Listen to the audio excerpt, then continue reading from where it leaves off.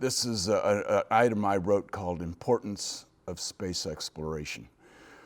I was born 10 years before NASA was established. By the way, NASA is the National Aeronautics and Space Administration, which was established in 1957. I have been a witness to the tens of thousands of discoveries in science, technology, astronomy, and most of all, this frontier called space, which have changed our lives in many beneficial ways. And yet most people are not aware of those achievements. Why? Because NASA is not in the business of bragging about themselves. And most history classes don't incorporate the space program in their curriculum. If you told a physicist in the late 1800s that humankind would travel to the moon and lose interest, the physicist would probably have said you had lost your mind. By 1972, a mere nanosecond in human history, and 69 years after Kitty Hawk, we'd landed 6 manned missions on the moon. 12 astronauts walked on its surface, and the spin-offs from this program benefited hundreds of millions of people on Earth. In the decades since, exploration and discoveries have slowed compared to the early days. July 20th, 2019 will mark the 50th anniversary of man landing on the moon. According to the Trump administration, humans will return to the moon by 2025 and maybe Mars in the early 30s. Every president since Ronald Reagan has made similar claims. So again, it remains to be seen. I grew up in our golden age of space exploration. I'm talking about the late 1950s all the way to the early 1970s. Keep in mind, this was during the Cold War. A lot was going on back then. Cold War is a war of words, not weapons. And this was taking place with the former Soviet Union. The possibility of instantaneous and complete annihilation from nuclear weapons from either Cuba or Russia was prominent. The hot war of weapons, in Vietnam was going on. There was campus riots, burning draft cards, shooting and killing of 3 students at Kent State University by members of the National Guard, social upheaval, protest march, race riots, burning cities, 3 assassinations, John F. Kennedy, Martin Luther King Jr., Robert F. Kennedy, and major changes in our social attitudes and music. This was just the tip of the iceberg during that time period. But during this time, one of the crown jewels in America's hat was manned space exploration. On October 4th, 1957, the Russians successfully launched the first satellite. This event drove the creation of NASA, again, National Aeronautics and Space Administration. Their success scared us to death because they could probably do the same with nuclear weapons, giving them the high ground in technology. We had the high ground following World War II because we had a mighty Air Force and didn't place a high priority on rockets because we didn't understand their potential. We had the technology, but we lacked the vision. The scare from Sputnik caused a demand for personal bomb shelters in the U.S. The Sears Company offered in their catalogs a bomb shelter kit for a family of 4, including the bricks, framing, ventilation, etc., for the low price of $150. This would keep a family safe for at least 2 weeks. Think about it. After 2 weeks, they come up from their bomb shelter and they're zapped by the radiation. So if you think about it, that didn't make a whole lot of sense to have one. At schools across America, we had to go through a nuclear fallout drill once a year for 3 years in a row. Boy, do I remember that clearly. The first year, an alarm would sound and we'd crawl under our wooden desks. Think about that, wooden desk. That would serve as kindling wood if the nuclear bomb went off. The next year, we went into the hallway, crouched down in front of our lockers with our head between our knees. I mean, a nuclear bomb goes off, the whole thing's going to cave in anyway, so that wasn't really going to protect anyone. And the final year, we went down to the basement of our school, which was kind of interesting because down there was no food or water. So I think we'd go down there for 2 weeks and starve to death. This whole idea was pretty silly, but it had to be a reaction to this threat of a nuclear attack. Bell Telephone was commissioned by our government to produce films that would excite our students in the subjects of science and math. Titles such as Hemo the Magnificent, About Time, Strange Case of the Cosmic Rays were a few of about 12 movies produced by Hollywood's Frank Capra. He's the one that directed the movie, the Christmas time movie that most of us have seen, It's a Wonderful Life. So we're talking big-time people who are making movies to inspire young people to do math and science. On April 12, 1961, the Russians launched Yuri Gagarin on a successful one-Earth orbit. May 5, 1961, we countered with our first successful launch of Alan Shepard. However, this was a suborbital flight, which meant it did not orbit the Earth. Regardless, it seemed every few weeks there were newspaper and magazine articles written about the brave men who were going to venture into the unknown environment called outer space and how we were going to compete with the Russians for this territory. Then on May 25, 1961, before a joint session of Congress, President Kennedy stunned the world.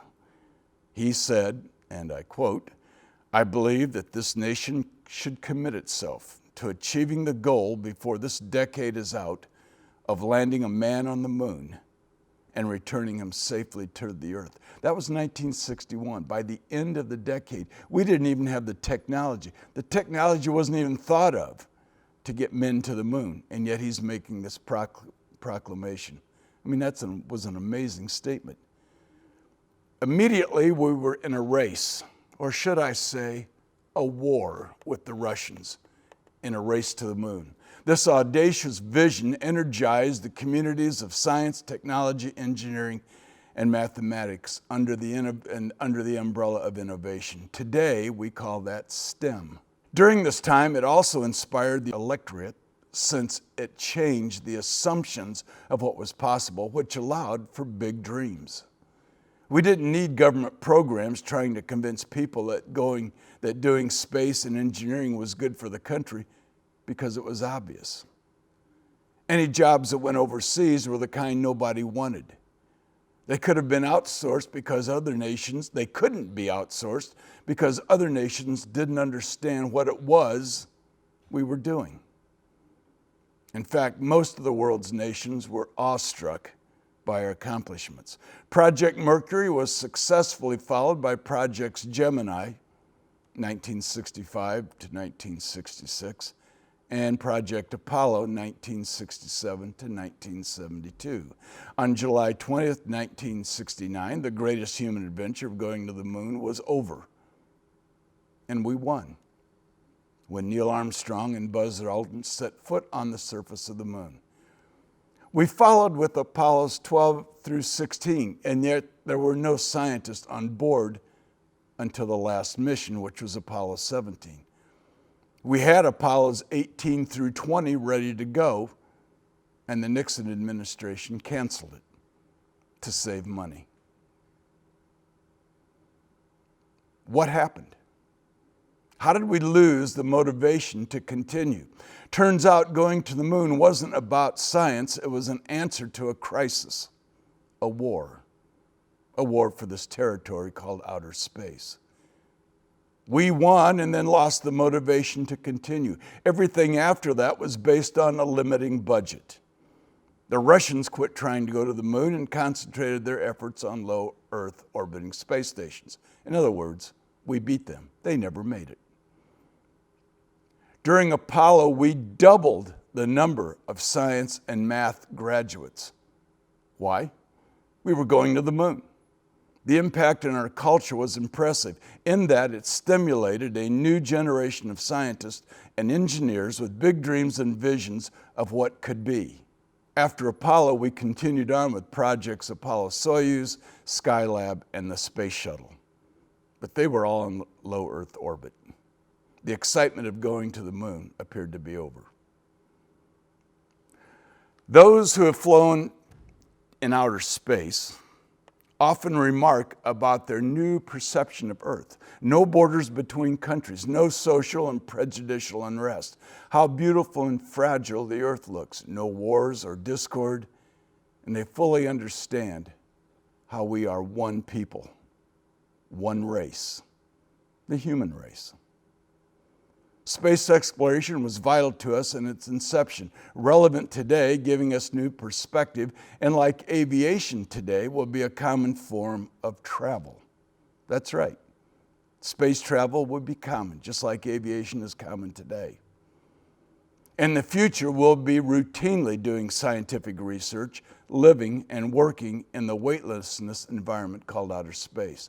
The benefits we receive from manned space exploration of the 1960s and 70s, which are in the thousands, have benefited us here on Earth in many ways. One was the gross national product. As an example, for every dollar spent on the Apollo mission, it returned $8. I mean, what an investment. You put in $1 and get $8 back. Not bad. The cost? If our national budget equaled $100, 10,000 pennies, then the amount of money spent on NASA would be represented by 500 pennies. 500 out of 10,000. That's what NASA was getting. Manned space exploration, that part of NASA, was getting less than half of that. The advancement of our technology and the number of new jobs it created were so immense and diverse, they're difficult to measure.